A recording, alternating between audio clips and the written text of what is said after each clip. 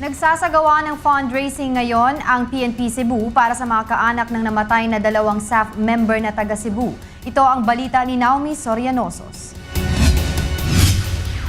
Inihayag ni Senior Superintendent Conrad Capa, ang Cebu City Police Office Chief, na may nililikom silang tulong o fundraising para sa mga kaanak ng mga namatay na staff member sa Mamasapan o Maguindanao na mga taga Cebu.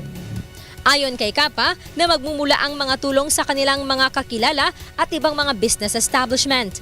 Dagdag pa nito na makakatulong ito sa pamilya ng mga namatay na staff na taga Cebu. I have raised some money through our friends from Cebu Country Club and Alta Vista.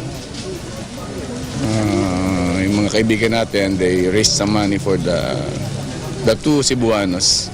Bagamat wala pang exact amount ng tulong, ito naman ay inaasahang maibibigay sa Biyernes bago ang nakatakdang libing ng 2 pulis sa darating na linggo. So we will turn over that to the families on Friday. Inaasahan din na dadalo ang ilang police officials sa libing. Si PO1 Wendell Candano at PO1 Romeo Sempron ay lilibing sa Cebu South Memorial Garden sa Talisay City sa linggo. Ang Cebu Provincial Government at ang bayan ng Dumanhog, maging ang Konsolasyon, ay nagbigay na din ng cash assistance sa mga kaanak ng mga staff member. Mula dito sa Cebu, Naomi Sorianosos, UNTV News Worldwide.